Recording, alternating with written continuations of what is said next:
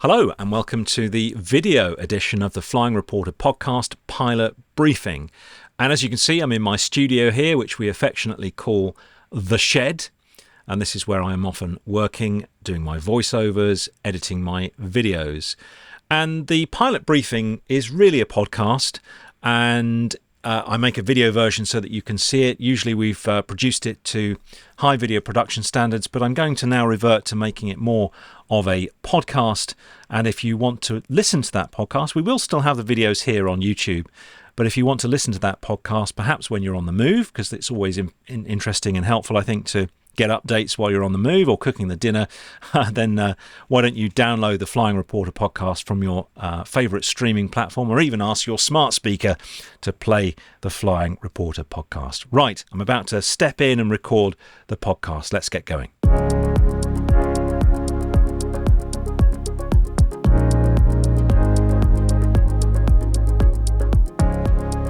Hello my friends, it's another Flying Reporter Pilot Briefing podcast where I bring you up to date with the most pertinent news and changes in the world of general aviation in the UK.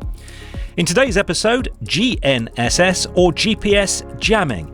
It's all over the NOTAMs at the moment, but what does it mean for your flight, and what actions as a pilot should you take if you enter a notified area where jamming could or is taking place? I put questions to the UK's aviation regulator. And how a fatal glider accident presents lessons for all of us, regardless of whether we fly sailplanes or powered aircraft.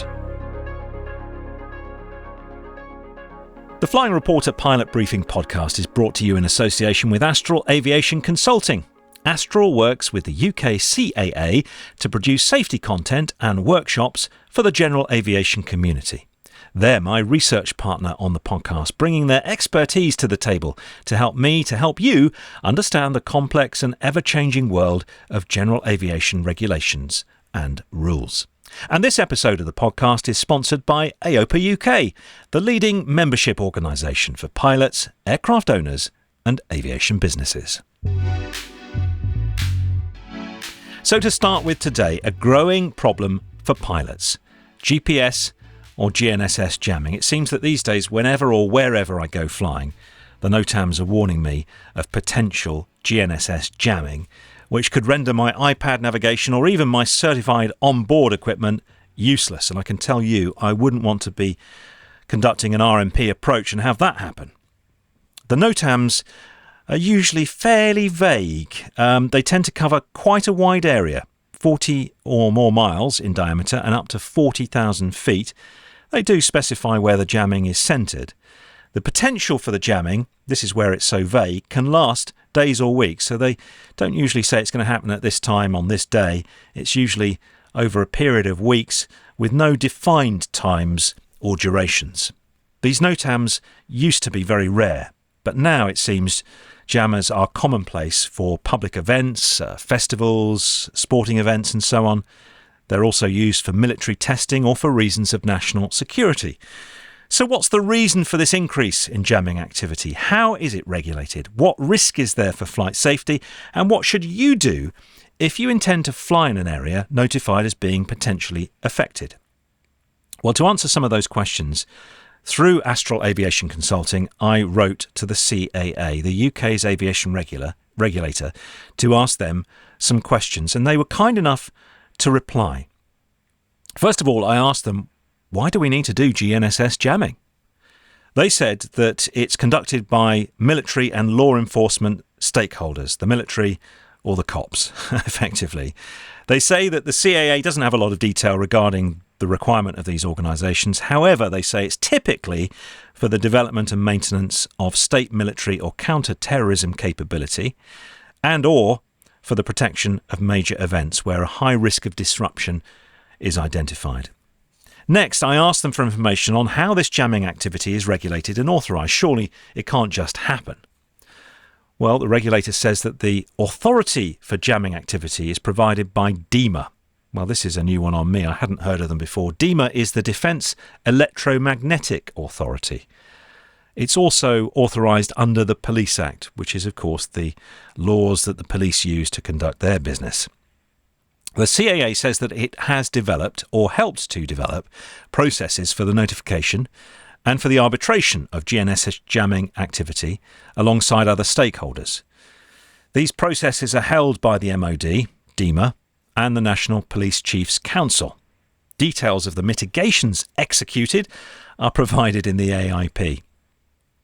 Now, I asked them, why is it becoming increasingly necessary? Well, the CAA reiterates that it does not conduct the jamming activity. It's the military and the cops who sponsor the jamming. Typically, however, it is due to various threats of disruption from RPAS devices. RPAS stands for Remotely Piloted Aircraft Systems, drones, model aeroplanes. And therefore, the requirement to test, develop and deploy counter-RPAS capability, in other words, to stop the drones, this has been partly responsible for the increase in activity in recent years. I said, what consideration is given to flight safety? And what steps are taken to mitigate this? Does the CAA have a policy document they can send me? They say that broadly the approach is defined in the AIP, and I'll refer to that later in this podcast. I'll let you know where you can find that. Typically, they say safety risk is mitigated through notification of potential disruption to GNSS services that can be considered during flight planning. In other words, they mitigate the risk by publishing a NOTAM or an information circular. So what are the real risks, I said? Does this jamming cause the problems that the NOTAMs state, i.e. a complete loss of PBN, performance-based navigation, moving maps and so on? Or is this just a theoretical risk? Which frequencies are they jamming? Are they jamming those GNSS frequencies? Is the range of the interference as large as the NOTAMs state? As I say, sometimes in excess of 40 nautical miles. Their reply, this is complex, they say. The potential for the disruption highlighted is real. For test and trials, this is usually the military, the stakeholders are usually jamming the frequencies and the services described in those NOTAMs and circulars. But for operational deployments, so these might be for a festival, a sporting event, I don't know, some kind of big national event or national security issue, for those deployments, the specific details of jamming are based on tactical requirements, and they don't tend to publish them when I read the documents for reasons of security and national security and so on. So what they mean here is that they could be jamming GNSS, or they could just be blocking Wi-Fi signals, or they could be blocking some unlicensed frequencies. So you could lose GPS, or your connection to your Sky Echo could be disrupted because they've been jamming Wi-Fi, or your pilot aware might not be able to transmit or receive pilot aware signals, for example. And if you think about it, when the drones are flying, of course, they've got several sort of frequencies and receivers going on. They're receiving GPS information to provide positioning and return to home functions. So that's why the GPS is sometimes jammed. They're transmitting on Wi-Fi, I think, is it something like 5 gigahertz? I don't know. And that will be jammed to stop them transmitting the signal back to the receiver. And so on. So that's what's going on here. The CAA says that any notification highlights the worst case scenario in terms of impacted equipment, geographical areas and impacted times. They say they work hard to ensure data provided in notifications is as accurate as possible. The impact area is a complex topic, and to ensure that all types of GNSS receiver are considered, the worst case scenario is published. Depending on the performance of the receiver, the actual impact experience may be very different. Interestingly, the CAA says that it is exploring ways of refining its approach to this. They say it's important to note that the effect of GNSS jamming may manifest itself in a variety of ways, depending on the equipment response. And that's why this is such a problem. I said, the NOTAMs state that spurious indications may be shown on our devices. This is quite insidious because a pilot might not notice that there's jamming going on and their devices are being affected. What should pilots do to detect that jamming is indeed taking place? Can all certified GNSS navigation devices detect errors? Would a RAIM check before flight be the answer? A RAIM check is something called a remote autonomous integrity monitoring. I'm doing this from memory, and it's a way of checking that the GPS signals are good for your approach, and it can be done by your device. Well, they say here that a RAIM check wouldn't necessarily highlight this issue, as the jamming might not be active during the check. And they say, as I understand it, RAIM takes into consideration known disruption from the GNSS service provider and predicted effects. Unfortunately, receivers will respond in different ways to the effects of jamming. Generally, it's safe to assume that jamming will result in a loss of GNSS accuracy. You'll lose your GPS signal, and a reduction in associated performance indicators, or a complete loss of signal and failure for a receiver to receive or update a position fix or timing signal. So crucially, I say, well, what should pilots do? Particularly given that the NOTAMs usually state long periods of possible jamming with no notice over very wide areas affecting dozens of miles, sometimes more. Should these areas be no-go areas if aviators are relying on certified PBN, especially in IMC? Can you imagine it? You're IMC and you're following your GPS navigation equipment and it suddenly goes off. Well, they say that pilots should consider the worst case of potential interference as notified and revert to alternative forms of navigation if required. Generally, stakeholders provide a reasonable period of notice that the activity is taking place. For large-scale activities, this is provided months in advance. They say that annually the CAA requests a list of potential large-scale jamming events from the MOD. This information is provided in the AIP to aid operator planning. A number of stakeholders have begun providing jamming impact assessments utilising a red, amber, green status. This helps operators better estimate the impact depending on their equipment and fleet. The CAA says it's pushing for more stakeholders to utilise this method in order to communicate a range of impact dependent on the equipment utilised by airspace users. The notifications are designed to inform flight planning. Pilots should assume in their flight planning that jamming will take place during the days or times that are specified. Gosh, an awful lot to take on board there. And I think the problem for us aviators is that organisations such as the police will issue notice that they are going to have jammers on site for a big event where there's lots of people, like a festival, sporting event, national event, so on and so forth.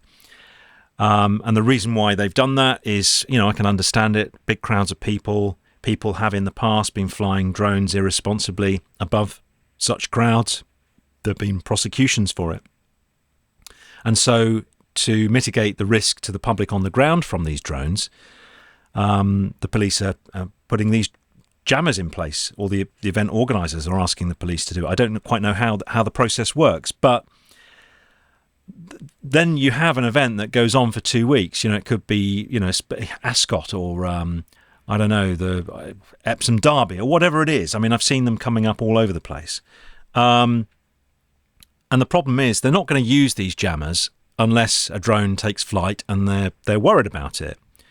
And that's where it leaves us aviators in a stick, because we don't know when they're going to use it. They're saying, right, we have this capability. We could use it over the next 2 weeks.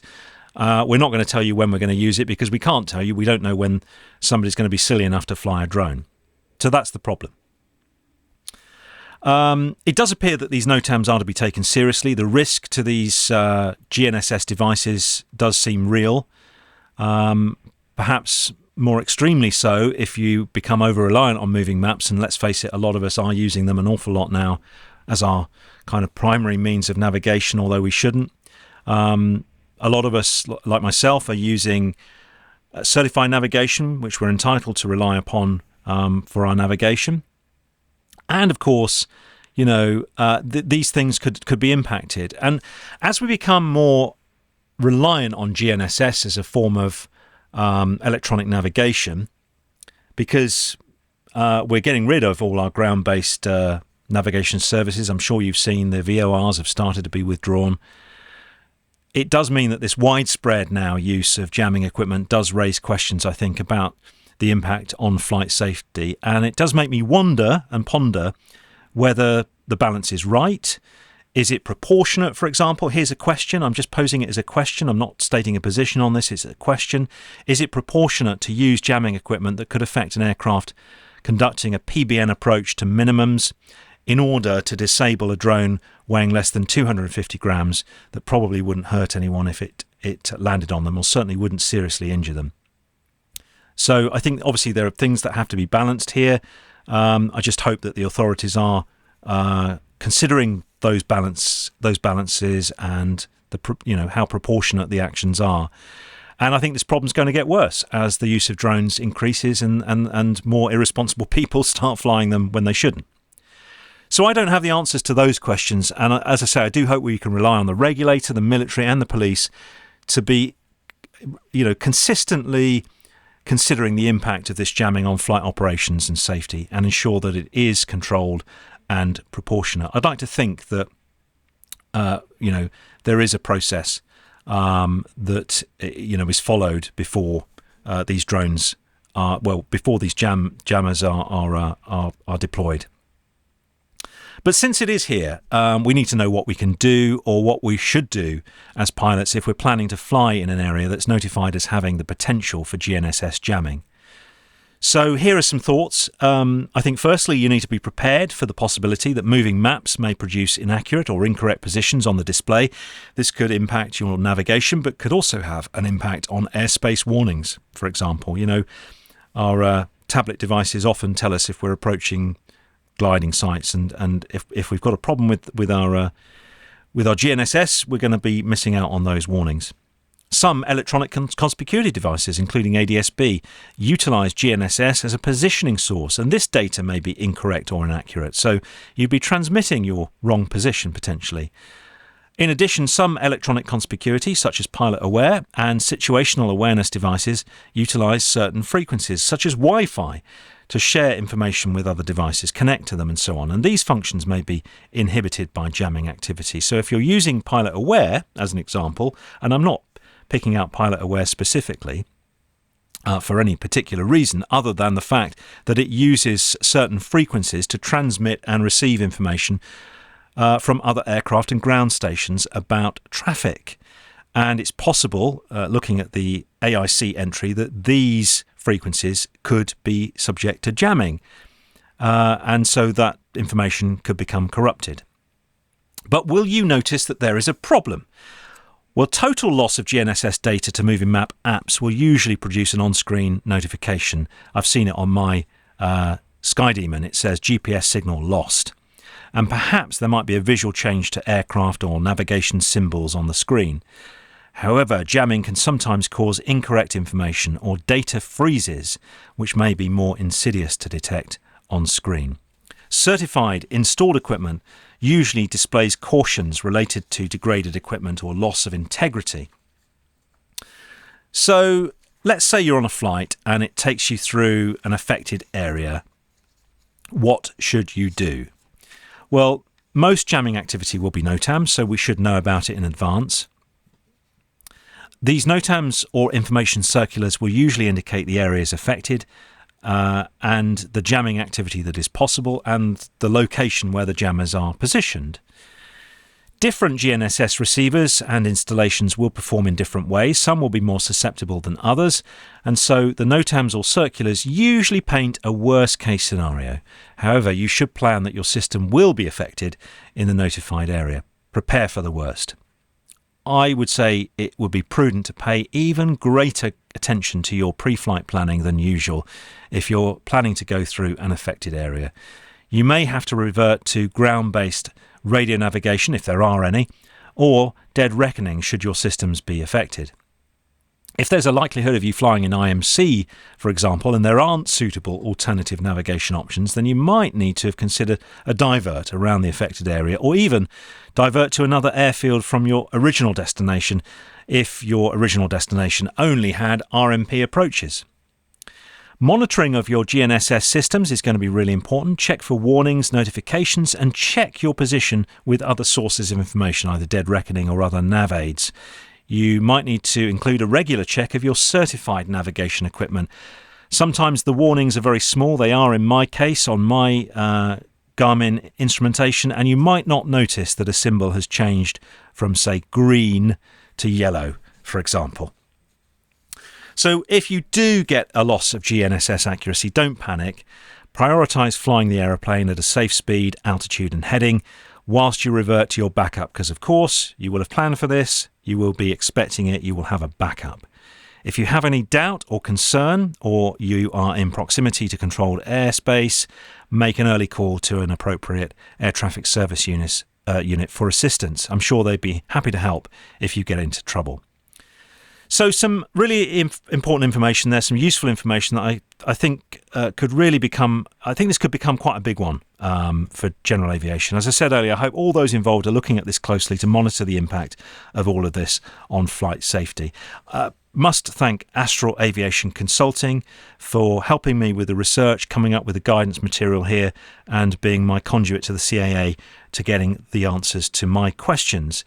The information circular that the CAA pointed me to is the pink circular 046/2023. Once again, 046/2023, which is in the AIP. There is also a safety notice about jamming and spoofing.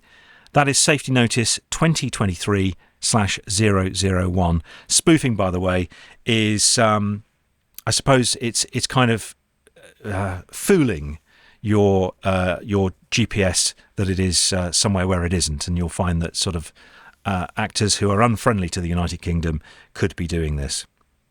There we go. Some great advice, I think, and some information on a growing issue. Coming up next, how a fatal glider accident should make us all stop and think before our next flight, regardless of whether we're flying a sailplane or a powered aircraft.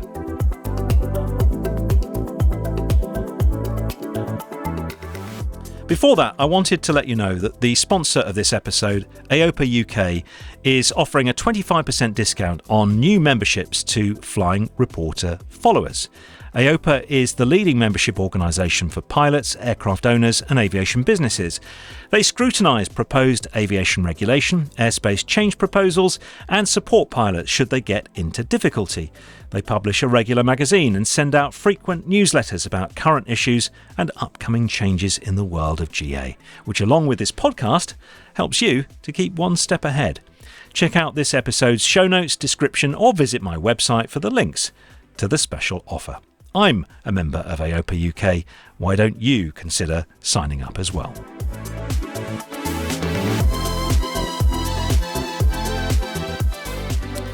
So I noticed that there had been a fatal accident report published in the last month, which I think has some important lessons for us all. The report from the Air Accident Investigation Branch involves a fatal glider accident near Pulborough in West Sussex last September.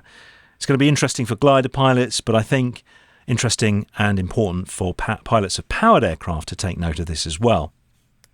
So the circumstances of the accident were that a pilot of a glider took off from Parham gliding site by aerotow. During the takeoff run, the glider was seen to bounce a couple of times, which was unusual. The aircraft was then seen to be lower than usual in the climb out on the tow. The tug pilot conducted a noise abatement turn. The glider pilot then released the aircraft from the tow, but immediately pitched down rapidly and struck the ground. The pilot died. Gliders, you should know, are routinely disassembled after flight for storage and reassembled again before flight, known as rigging and de-rigging. On the day of the accident, the pilot and his friend, another glider pilot, had been to some extent helping each other rig their respective gliders. Part of that process should involve a full and free check of the controls once the rigging has been finished. This should be a two-person job, but no one claimed to have witnessed the full and free check being completed on the accident aircraft before flight. Analysis of the wreckage revealed that the aircraft took off with the elevator control disconnected. The Air Accident Investigation Branch report says that it is possible that the pilot was distracted during the rigging process and forgot to conduct a positive control check on his aircraft. The British Gliding Association has since published a safe rigging toolkit and is in the process of producing an animated video to provide guidance to BGA members. A check of an aircraft's flight controls before flight, as we know, is a very important part of the pre-flight preparation process, whether you fly gliders or powered aircraft. Arguably more important for gliders, of course, since the flight controls are often disconnected between flights. It's also important that any pre-flight inspection of an aircraft is conducted without distractions. And these are the takeaways that I have from this report. I've heard aircraft taking off with pitot covers still attached. Aircraft have taxied with tow bars connected and then they've had a prop strike. Baggage doors haven't been locked and they've flung open in air. Engine cowlings have popped open in flight. I know of one aeroplane that flew quite some way with 2 heavy water barrels hanging off the wing tie-downs. Now, these water barrels had been attached to prevent the aircraft from flying away when it was parked on the ground, and it was part of the tie-down process at this airfield. The pilot had forgotten to untether the barrels, hadn't even noticed that the barrels were still attached, and this was a high-wing aircraft, so I don't know what happened there. I don't know about you, but I find there's a lot going on before a flight and lots of opportunities for distraction. There's all the bureaucracy that we have to contend with these days. We've got the flight plans, the GARs, the PPR, the phone calls, whatever it is. There's weather on our mind often. And it sometimes, I think, can be so much that you come close to completely forgetting to do certain tasks, even forgetting to do the walk around. I'll be honest, I'm going to share this with you. I've sat in the aircraft, I'm about to start up, and I've caught it. And I've said, I haven't done a walk around. And I don't know how it happened. It's happened to me. And then what about other people coming to talk to you? I get it all the time. Maybe you're doing a walk around and a fellow pilot comes on and says, hey, John, how are you? And you enter into a conversation. If you do that, a real danger that you're going to miss something. I think if you're one of those pilots who is going to get distracted and somebody's coming up to talk to you, you should perhaps think about telling them, go away. Come back in 10 minutes and I'll talk to you then, or I'm busy. And if you're at an airfield and you see a pilot doing a walk around, don't, for goodness sake, go and start having a chat with them. Wait until they've done their walk around first of all. And then coming back to the checks on the control surfaces, it's on my checklist. It's on my checklist twice. In fact, 3 times even, I think, before flight. How often do you check that they're not only operating full and free to their full extent, but that they're operating in the right sense? It's easy, isn't it, just to waggle the controls full and back and not actually look at what they're doing. So I think this accident is a timely reminder that we do need to have a look at this because, even after maintenance, things can go wrong. You don't want to find out that your elevator or ailerons have been rigged back to front after you've taken off. That will get very messy very quickly. So some important reminders for us all, I think, from this tragic glider accident last year. Well, I hope you found this Pilot Briefing podcast useful. I try to publish these monthly on the second Sunday of the month, so do follow the podcast on your favourite streaming platform or subscribe to the video version of this, which is just the same, on my YouTube channel so as not to miss the next episode. A quick mention before I go that I'm holding a live hangout for a limited number of followers on Thursday the 14th of September 2023 at 8 p.m. BST. It's all about formation flying. Hopefully you saw my recent video episode on formation flying. If you haven't, go and check it out now on the Flying Reporter YouTube channel. So next Thursday I'll be joined by Nigel Wilson, Head of Training at Anglian Flight Centres, the man behind the Easy PPL Ground School, and we'll be going through the theory and to answer your questions about formation flying. There is so much to it, so much more than you'd expect, and if you want to find out what that is, come and join us on our live seminar Thursday the 14th of September 2023. If you'd like to join us, places, as I say, are limited. There's only 100 places. I think there's about 80 places left. There's a link to register in the show notes here, in the description on the video, and there's a link on my website. Register now so as to get on that guest list. I hope you can join us for that. My thanks again to Astral Aviation Consulting. They've been superb at helping me with the research and guidance that I brought you today. And also thanks to AOPA UK for sponsoring this episode. I'll leave it there for now. Until next time, fly safely, my friends. Cheerio.